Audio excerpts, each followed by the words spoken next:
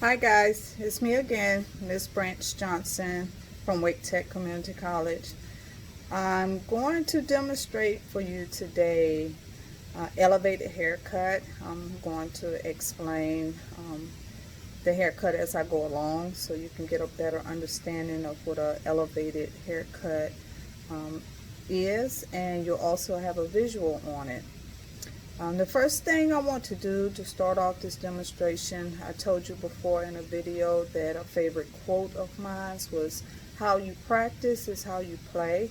So we're going to go step by step through these procedures. The more you practice these procedures, guys, the more than likely it's going to become second nature, and you're not even going to realize you're doing it. So practice makes perfect. So let's start off with hand washing. Okay guys, proper hand washing of course is vital in our everyday lives. With the pandemic that we're facing right now, I can't stress it any more so than I have throughout my career as an instructor, as a cosmetologist, as a stylist. This is a practice that we should have at work, at home, at school, and that we should teach others and remind others to do. It's our job to protect our families, ourselves, our clients. So let's do so by first starting to wash our hands. The first thing I want to do is wet my hands really, really good. All the way up to my wrists. I mentioned before that I wear a lot of jewelry, so I want to make sure that I get in between that jewelry really, really good. After I wash my hands, we will proceed to our soap. We want to make sure we got enough soap to lather up really, really good.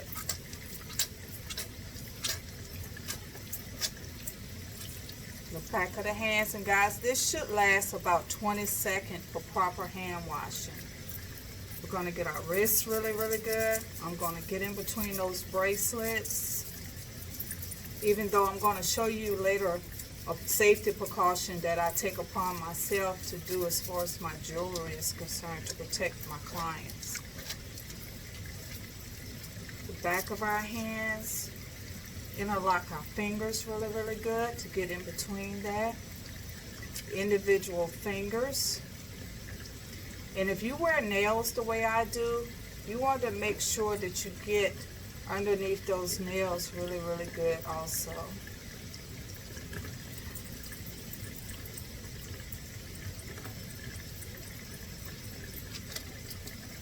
"20 seconds or more, guys." And if you're not good with the 20 seconds, you can sing "Oh MacDonald, Happy Birthday," or just know you can never wash your hands enough. Okay, we're going to rinse really, really good.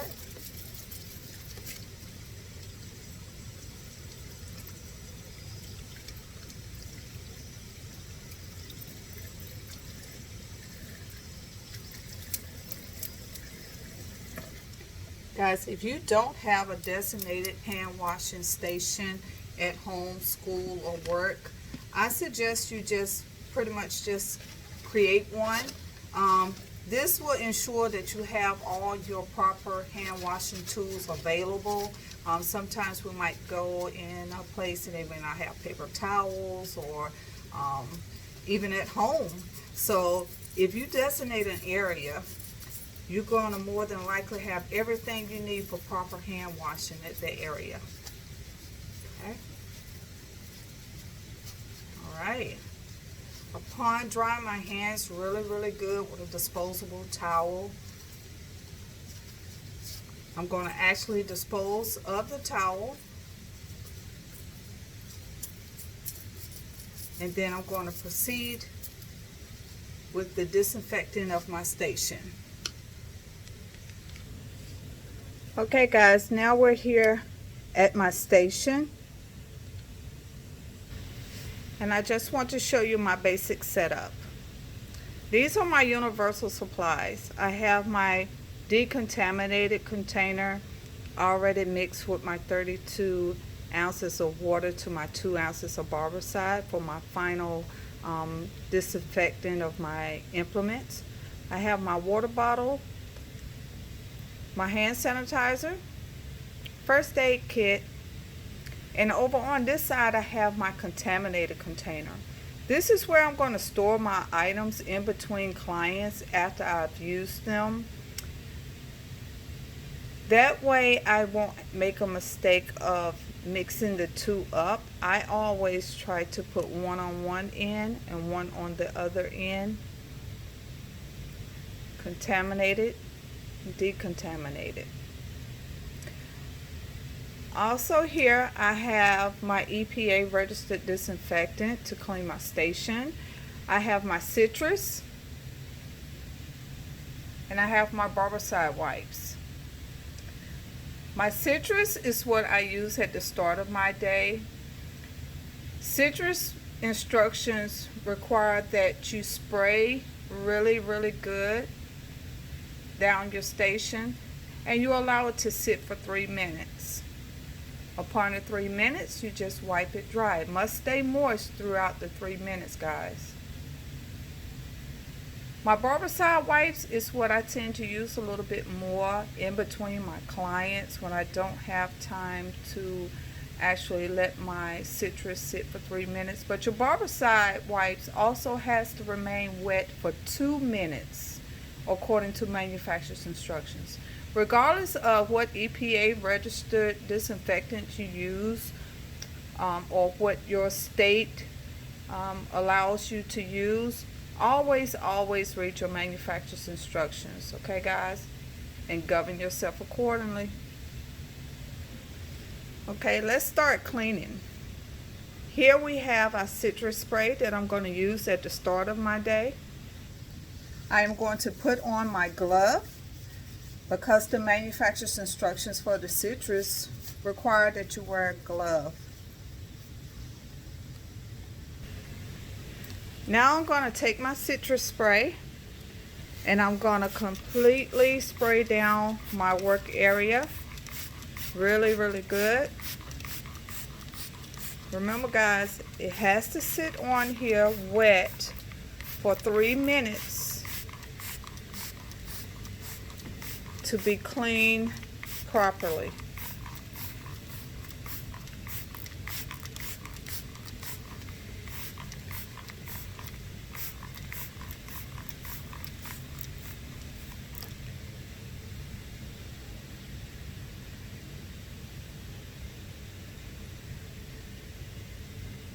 Always have your timer nearby, guys.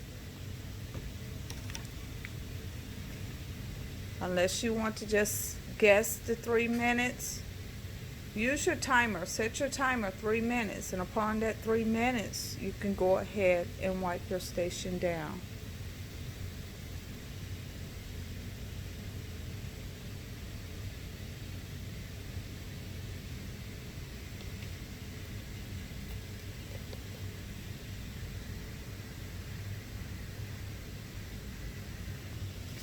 Okay guys, properly cleaned station. It's been disinfected according to the manufacturer's instructions of my citrus. So now it's time to set up my workstation for my haircut today. Okay guys, I like putting down a towel because this is how I was trained. It's not always necessary to put a towel down to put your implements on, as long as your station is properly disinfected. Okay, but I just like it. It's sort of like a security blanket for me. Here I have a pre-set up for my haircut, guys. It's in a closed container. My implements are clean, and as you can see on the front of my container, it says decontaminated hair razor shaper implements. This is how I choose to preset for my clients. So once my clients get here, I have everything I need and more. Let's go ahead and set up. I'm going to sanitize my hands first. Okay guys, so before I go into my preset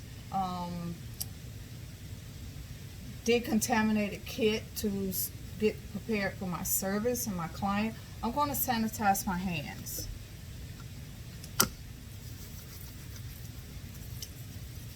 My implements are already clean, so I don't want to contaminate them by going in there without sanitizing my hands.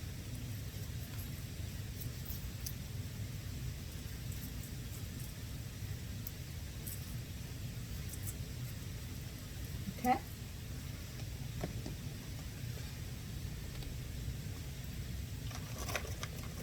I have my combs, a few extra combs, just in case we drop one, or after the hair is wet, we need a little bit of detangling or something like that. So I always pull out a few extra combs.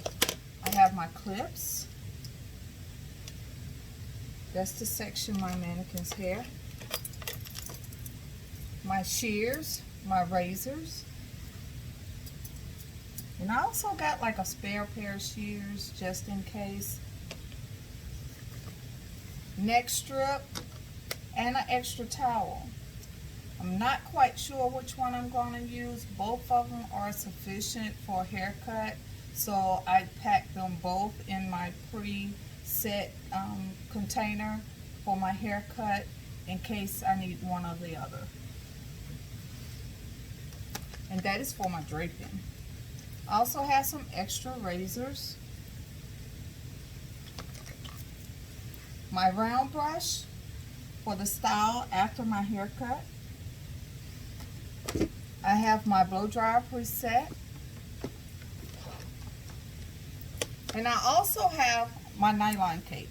Okay, after my shampoo and proper draping with the shampoo, plastic cape, and one towel, I can easily switch to my nylon cape and maybe a neck strip. It depends on my client. Okay, and last but not least, I also have this, guys, this little scratchy band right here. Remember I mentioned earlier that I sort of take a additional safety precaution to ensure the safety of my clients and not pulling their hair with the jewelry that I wear. I choose not to take it off, so therefore I make sure I protect my client by covering it. This right here is a scratchy band.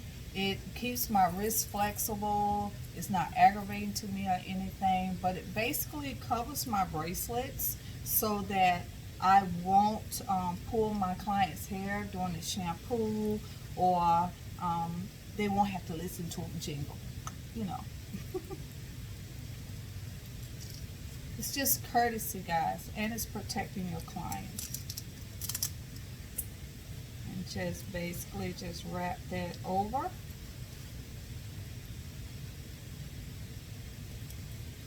See? Flexible. All right, let's get ready for our client consultation. Okay, guys, this is my client. Her name is Miss Blue Eyes. Miss Blue Eyes has come in today, and during my consultation, I actually agreed with her that she's going to get a nice 90-degree cut today. No more than about an inch off of the length. She just wants something different. As you can see, I've went ahead and I properly draped her for a shampoo. I chose to use the kitty cape today, guys, because of the actual demonstration. If this was a live client and if it was not a child, then I would use my adult shampoo cape in one towel. Okay, as you can see, she's properly draped. My towel is not touching, I'm sorry, my cape is not touching the neck anywhere. And as you can see here, we have space, so when she lays back in the shampoo, it's nice and flat back here, so she's going to be really, really comfortable.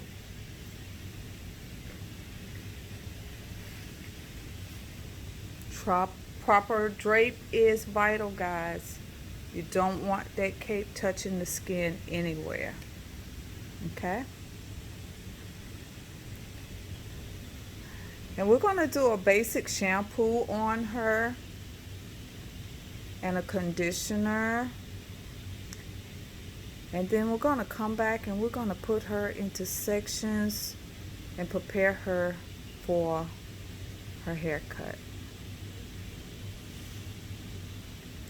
Okay guys, I've properly shampooed and conditioned my mannequin's hair, or my client's hair, sorry, Miss Blue Eyes. So now I'm actually going to just put her into 4 sections. After I change her drape out, I'm going to change my towel because it did get a little wet in the back. So I want to change that out to make sure she stays nice and dry. And I'm going to keep my towel for the purpose of this demonstration because the mannequin's necks are a little bit smaller than an actual live model. So instead of using the neck strip in my nylon cape, I'm going to use a towel in my nylon cape. Alright guys, I switched out my cape, and as you can see, she's properly draped again. One towel in the nylon cape.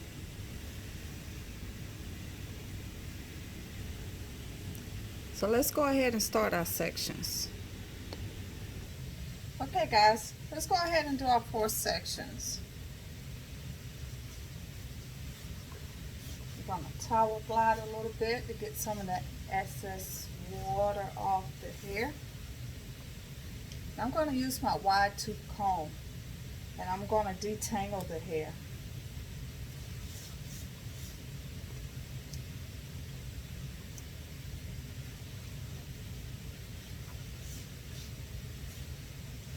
Okay. We want the hair to remain wet throughout our haircut, guys. So I have my water bottle here in case it starts to dry out just a little before I complete my haircut. Let's go ahead and put her in 4 even sections.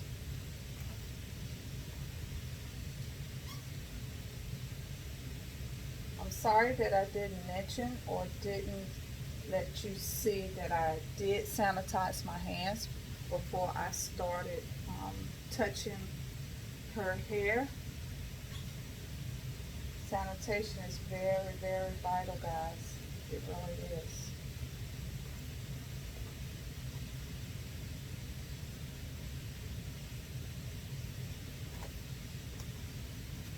You want your partings to be really, really clean, guys. You don't want hair coming from one section over into the next section. You don't want anything to jeopardize the accuracy of your haircut. Okay? And I'm actually doing a 90-degree cut today. So 90-degree elevated cut.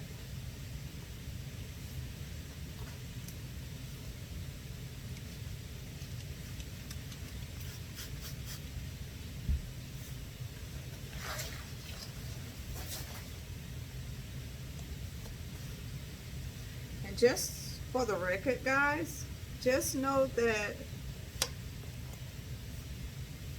a 90-degree elevated cut, basically, if it's above 90, it removes weight, and if it's below 90, it builds weight. Okay? So anything above 90 degrees is going to remove weight. Anything below, you're going to have a little more weight on the hair. Okay?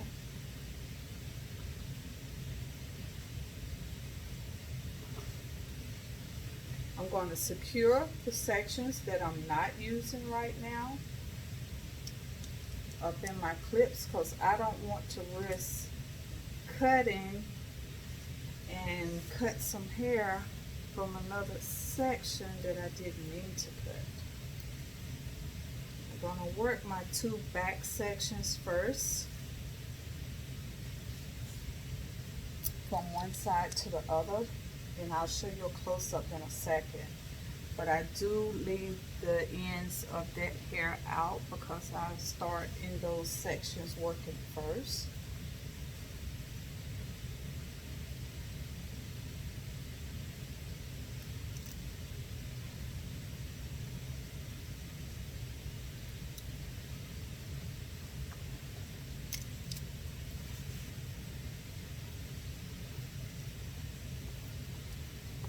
But you want to be able to see your sections, guys. Okay, clean sections, secure sections. It's going to free up your work area on any given head. Okay. This is our last section. And I'm just going to secure this up because, like I said, these are the sections that I start in first. So I left those out towards the ends of the hair. But my front sections are very secure, okay? You want to make absolutely sure that your client is upright, okay? You want to take all necessary measures to make sure that nothing interferes with your haircut. All right, let's get started. Let's drop our guide. Okay, guys, again, before I even get started, I'm going to sanitize my hand before I pick up my implement.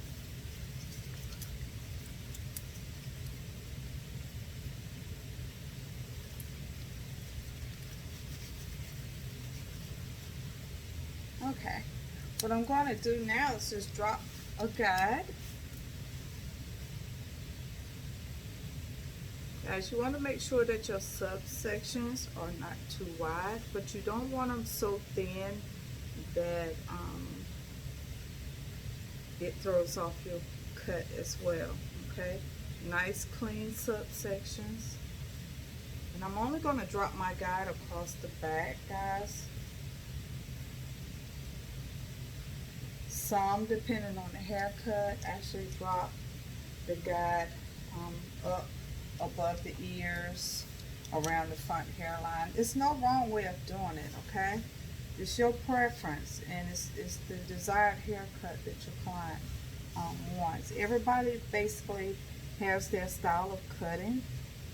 Like they say, it's more than one way to get to Walmart. But at the end of the day, we always end up in Walmart regardless of the direction we take. Okay?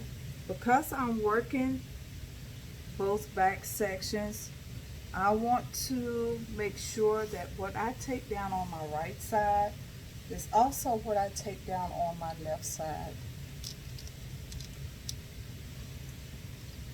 Your chances of your haircut coming out pretty good in the direction that you're trying to achieve, you want to make sure that you pull both sides down evenly. Okay. I'm going to be using my water bottle throughout this haircut because I want it to remain wet. I'm actually going to start off with the razor. The reason I'm starting with the razor is because I want to put a little bit more texture towards the bottom. And not throughout the entire haircut. I don't want that so blunt at the bottom. I want it to sort of lay sort of natural if she decides to wear it just straight down. If she curl it, it's going to soften the ends of her curls. So that's my point of using my razor to start off my guide. Okay? My client stressed that she wanted at least an inch of hair off, guys. If you're not sure what an inch is, like I'm not good with measurements, got you a cheat sheet. On your all-purpose comb, you actually have 6-inch measurements. What you want to do is pull your hair strand down in the direction that you're cutting. We're going to establish our guide at a 0 degree, so I'm going to bring it down to measure at a 0 degree. I'm going to take my comb measurement side up, and I'm going to place the end of it at the very end of the hair. I'm going to elevate this just a little so you can see what I'm doing, guys. Put my razor down and close that up. If I come down to the end of this hair and I place my comb there, it tells me exactly where an inch is, okay? And this is for the sole purpose for you seeing what I'm doing, guys. You always, with the degree that you're going to do the haircut, that's how you want to measure the hair, okay? So, I'm going to pick my razor back up, okay?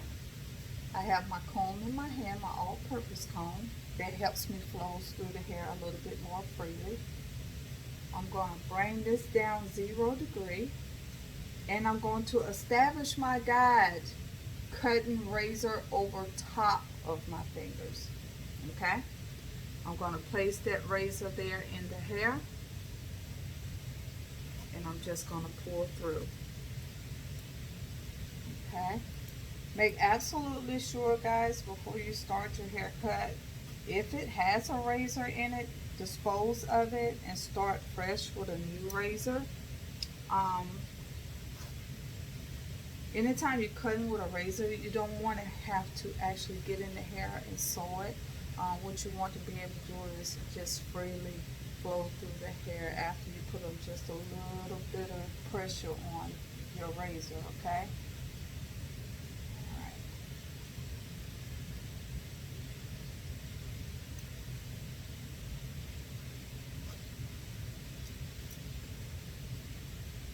Once we established our guide, I'm going to go ahead and cut the entire nape with my razor, guys. And like I said, I just want to add some softness at the nape, a little more texture at the nape versus using my shears and having that more of a blunt cut. If you notice how I'm holding my razor, it's away from the hair, away from my client's head, so it's for my client's protection. My comb is still in my hand, so I'm using as many safety precautions as I possibly can.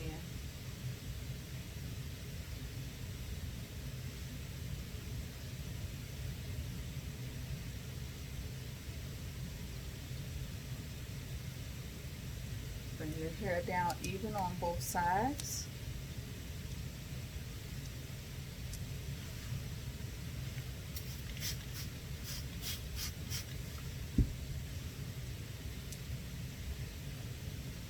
This time, what I'm going to do now that I've established my guide is I'm going to go ahead and start elevating the hair, okay? That means I'm going to bring this hair straight out to me at 90 degrees, all right? If you're not sure about your 90 degrees, do the Sandy test. 0, straight down. 90 degrees straight out. 45 is in between, okay? Whichever way you do it, guys, like I said, you have to find your own way of cutting, get your own feel for cutting. No two people cut the same, so be mindful of that. Some people specialize in cuts, some sort of shy away from it a little bit, but you still will always have the potential to do a good haircut, okay? All right, so let's bring this hair out 90 degrees.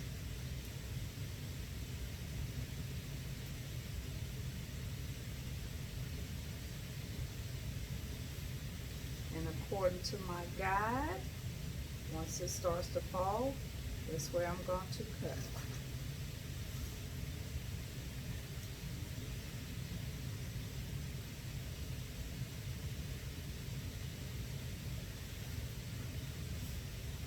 I'm going to make sure the hair is combed straight out.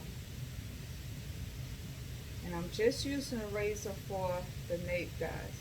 90 degrees straight out to me.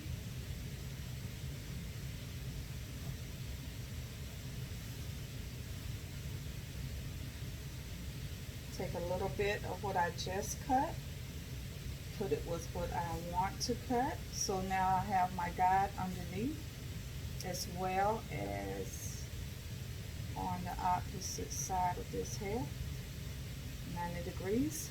I don't know if you can see my guide from there. I'll bring my fingers to my guide. My fingers are also 90 degrees, guys. So keep that in mind, because it's very possible to bring the hair out 90 degrees and have your fingers at a 45 and it will alter your haircut. So be very mindful of that. Comb this hair straight out to me. Slide my fingers down to my guide. You saw my guide just fall. I'm just going to rock my razor there just a little.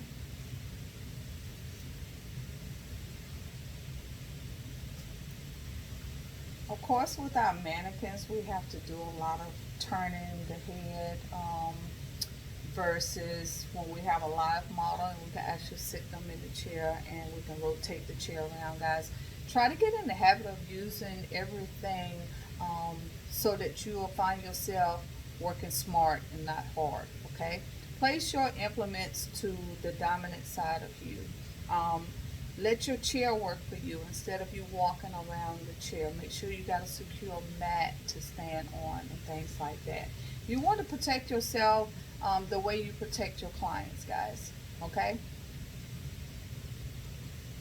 Alright, let's get back into our haircut.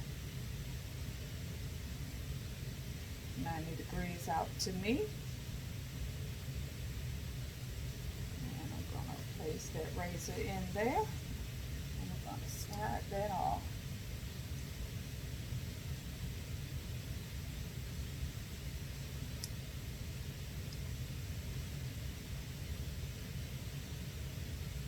And you are going to bring this hair out 90 degrees no matter where you are on the head, okay? It's not going to be brought back to your first 90 degrees. Wherever you are on the head, it's going to be cut at 90 degrees, okay? So you always follow the roundness of the head.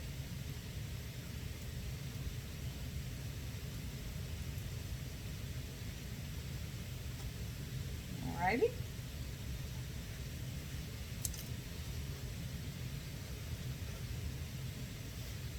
I'm going to bring down one more layer of subsections.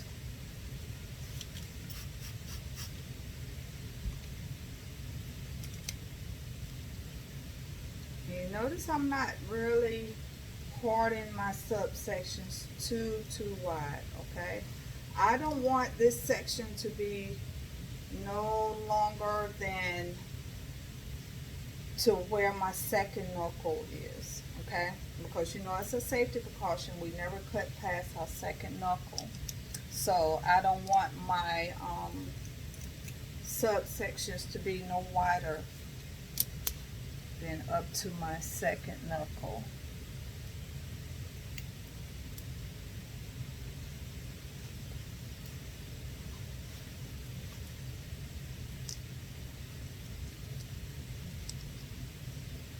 I'm going to wet this down a little bit more.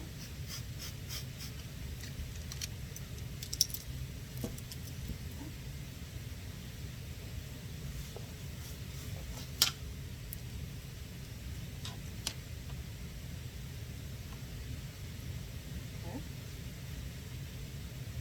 90 degrees, straight out to me. Straight out from the head, okay? 90 degrees.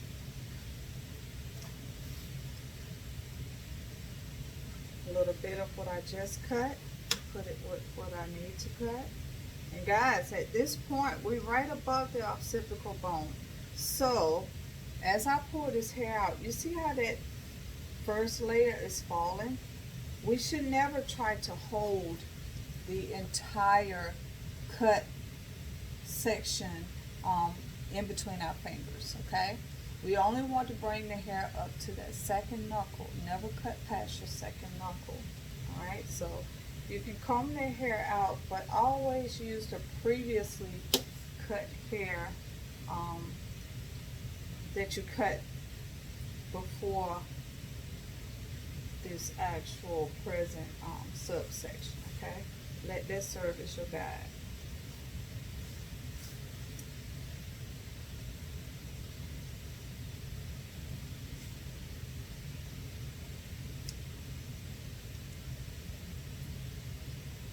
Straight out from the head, let my guide fall, and I'm going to cut there.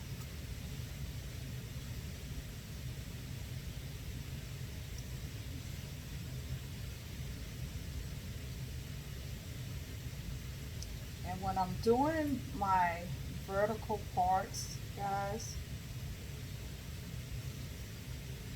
these parts are really no wider than the width of my finger, okay? So if I place my finger here, that section is no wider than the width of my finger, all right?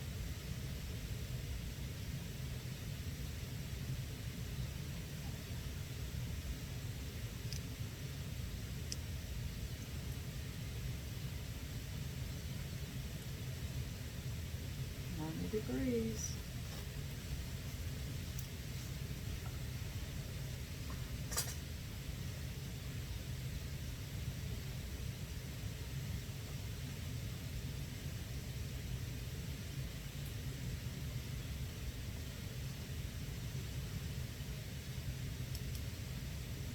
Another key factor, guys, is keeping control of the hair, okay? That's why we use our sections. That's why we make sure that we comb all the hair from scalp to ends before we actually cut. If you keep control over the hair and maintain your degree, the better your chances of having a successful haircut.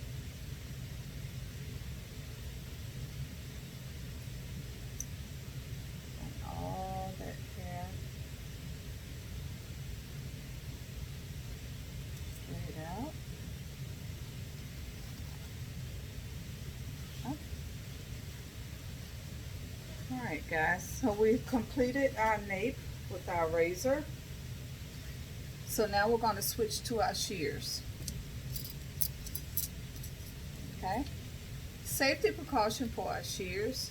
When we're not cutting, we're going to remove our thumb and palm them, freeing these two fingers up to control our comb. Okay, and I usually will go back and check this and sort of either point cut or just trim off any strands that might be hanging out towards the ends, just to clean it up a little bit before I actually start going up my sections, so I have a cleaner guide.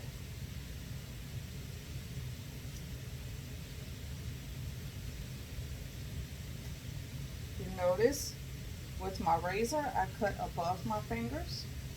With my shears I'm cutting below my fingers. And this is just your basic 90-degree elevated haircut. Okay?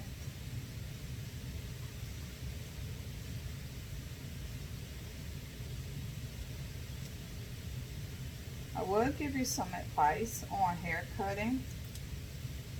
I was one of those students that didn't like to cut, so I basically had to get a feel for cutting. I felt like I could cut, but I concentrated on my degrees a little too much. Guys, practice makes perfect, okay? Of course, when you start off, you're going to be concentrating on holding it properly, holding your shears properly.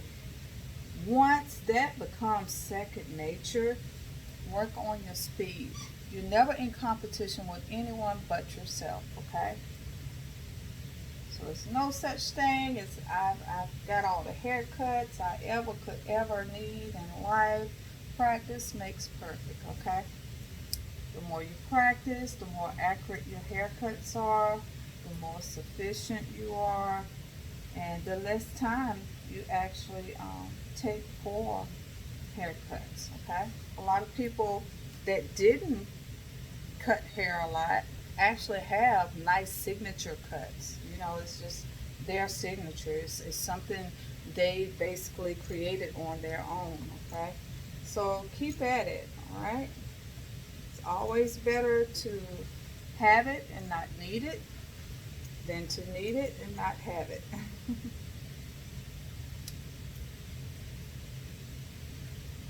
Okay, and all I was doing there was just cleaning up my section. All right, so when I drop my next subsection, I'm going to just be cutting with my shears.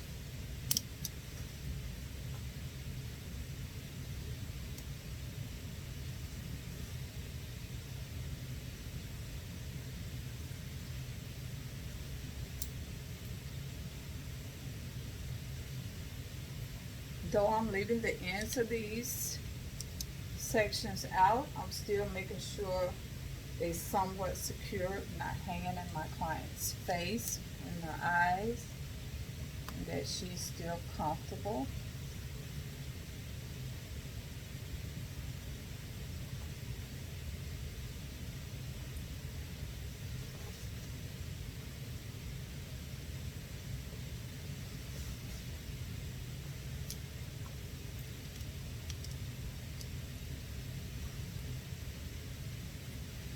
Okay, keep this hair wet for a smoother cut.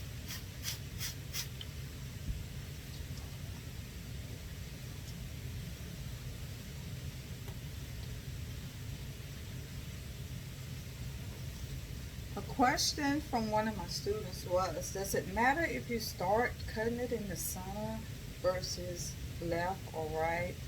No, it's just your style of cutting. Whichever way you cut, you want to try to maintain some consistency, okay? And that way it basically ensures, like, it helps you to recognize if your left side